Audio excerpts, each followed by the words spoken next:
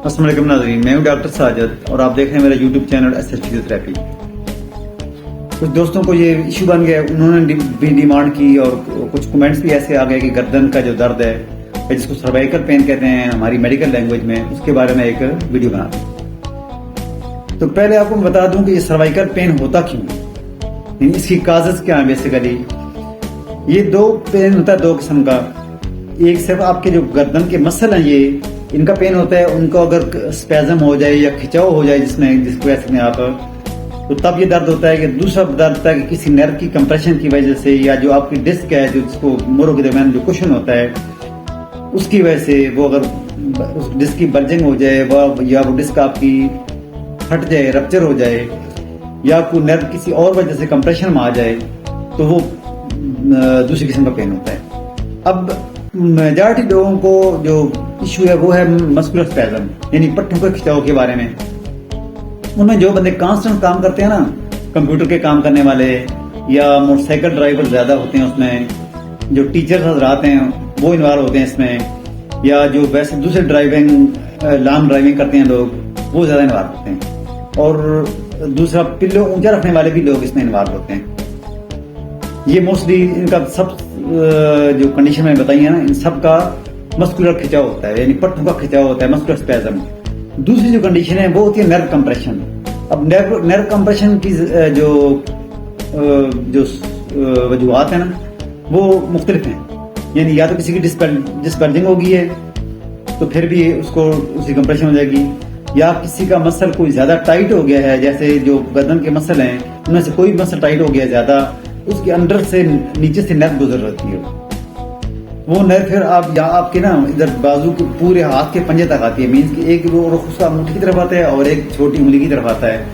तो उस जो भी कंप्रेशन में होगी, जो भी नर्व दबी होगी आपकी, तो वो उस एरिया को दर्द करेगी, उस एरिया की लाइन में, या फिर उसका वो सुन भी कर देगी और आपका हाथ या बाजू सुन होना शुरू हो जाएगा। ये दूसरी वजूहत नर्व वाली है।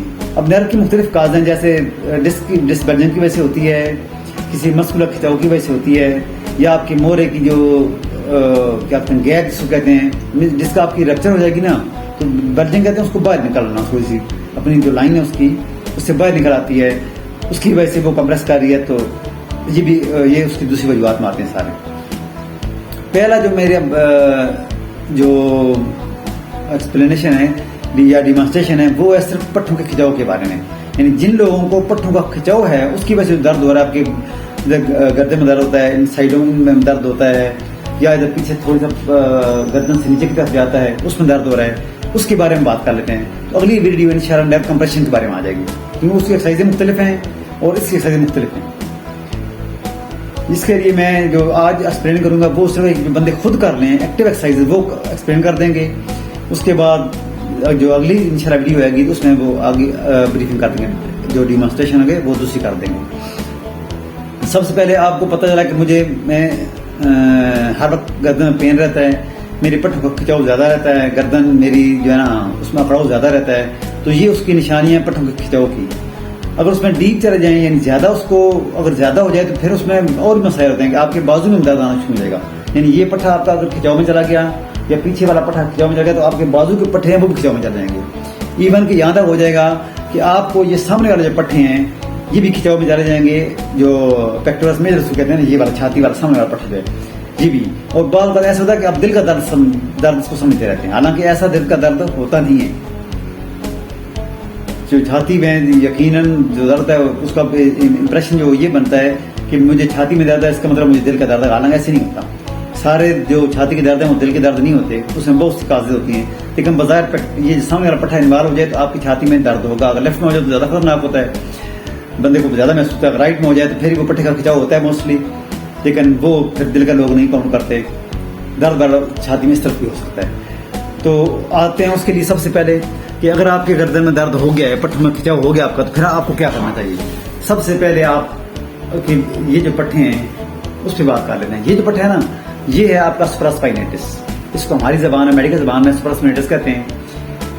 इसमें बहुत मोस्टली ज्यादा दर्द होता है, बहुत ज्यादा दर्द होता है इसमें। मोटरसाइकिल ड्राइवरों को बहुत ज्यादा दर्द होता है और टीचर को बहुत ज्यादा होता है। दूसरा जो पट्टा है वो ये आपका यहाँ से जो चोटी आपकी यहाँ से शुरू होता है, तो तो जो आपका ये शोल्डर ब्लेड है, इसको फर कहते हैं आम जबान में, शोल्डर ब्लेड या स्कैपुलर कहते हैं। इसका जो आखिरी किनारा है यहाँ तक, यहाँ से पट्टा शुरू होता है और गर्दन की चोटी तक आता है, यहाँ तक। इन जो बिल्कुल आप अपने हाथ में लगाएं तो जो सबसे ऊपरी जगह उसको चोटी कहते हैं ना, उस जो आपका स्कैपुला है या शोल्डर ब्लेड है उसके जो आखिरी बॉर्डर है वहां से शुरू होता है और चोटी तक आता है, इसको कहते हैं ट्रेपेजियस।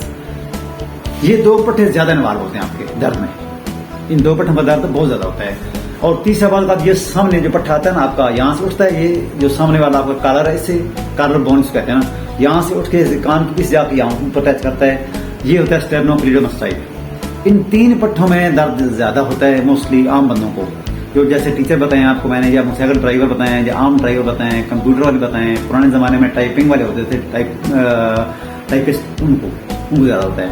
तो सबसे पहले हम ये बात करें कि एक्सरसाइजें कौन कौन सी, सिर्फ 5 एक्सरसाइजें हैं। इंशाअल्लाह ताला अगर ये 5 करेंगे तो आपको बहुत जल्दी रिलीफ मिल जाएगा और आपके पट्टे रिलैक्स हो जाएंगे। रिलैक्स हो गए तो आपको पेन खत्म हो जाएगा इंशाअल्लाह। तो सबसे पहले एक्सरसाइज क्या करेंगे आप, अगर आपको यहाँ दर्द है, इस मसल में ज्यादा दर्द होता है, तो आप सबसे पहले एक्सरसाइज है कि आप चिन डाउन करें। ये आपकी चिन डाउन हो गई, राइट साइड घुमा लें, ये चिन डाउन, फिर एक तरफ घुमा दें और ये आपकी जो चिन्ह है ये वाली, ये शोल्डर की लाइन में बिल्कुल आ जाए, बिल्कुल शोल्डर से जाके मिल जाए, इसका सेम ये मिल जाए। ये आपको जो पीछे वाला पट्टा बताया मैंने आपको, जो शोल्डर ब्लेड से शुरू होता है और चोटी तक जाता है, ये उसकी एक्सरसाइज है।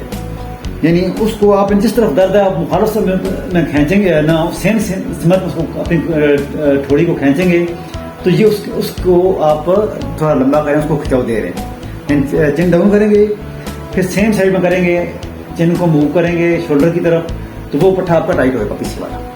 इसी तरह फिर दूसरी तरफ, ऐसे दूसरी तरफ इस साइड का टाइट होगा। फिर अगली जो मूवमेंट आपकी है चिन डाउन, और अपने कान को आपने शोल्डर के साथ लेके जाना है।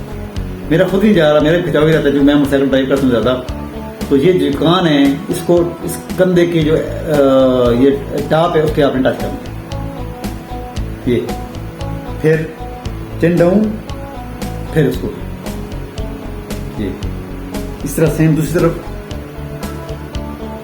ये फिर चिन डाउन और फिर ये दूसरी एक्सरसाइज की। उसके बाद जो तीसरी एक्सरसाइज होगी आपकी वो शोल्डर उठाने की, शोल्डर रेज करने की। कंधे उठाएं अपने, फिर ड्रॉप कर दें, फिर उठाएं, फिर ड्रॉप कर दें, फिर उठाएं, फिर ड्रॉप कर दें। ये तीसरी एक्सरसाइज है। चौथी एक्सरसाइज है वो शोल्डर छर्जेंगे, यानी आप शोल्डर रोटेशन सारी, ये वो है शोल्डर रोटेशन। यहाँ पे आप बैठे हैं ना, तो ये करने शुरू कर दें। पहले पीछे की तरफ घुमाने शुरू कर दें अपनी शोल्डर, और फिर फ्रंट पे घुमाने कर दें। ये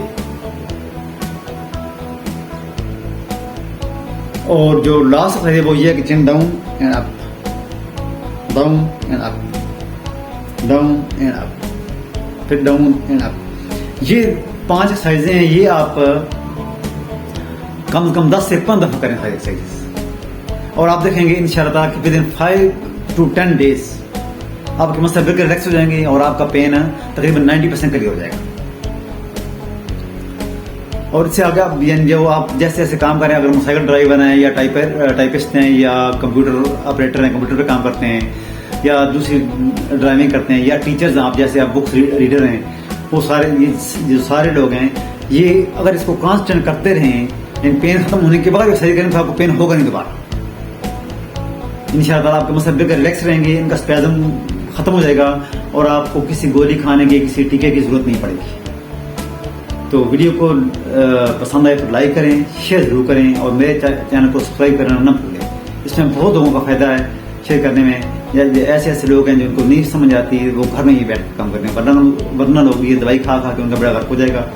तो इसलिए लोगों की बेहतरी के लिए आप इस वीडियो को शेयर करें, लाइक करें और सब्सक्राइब जरूर करें। अस्सलाम वालेकुम।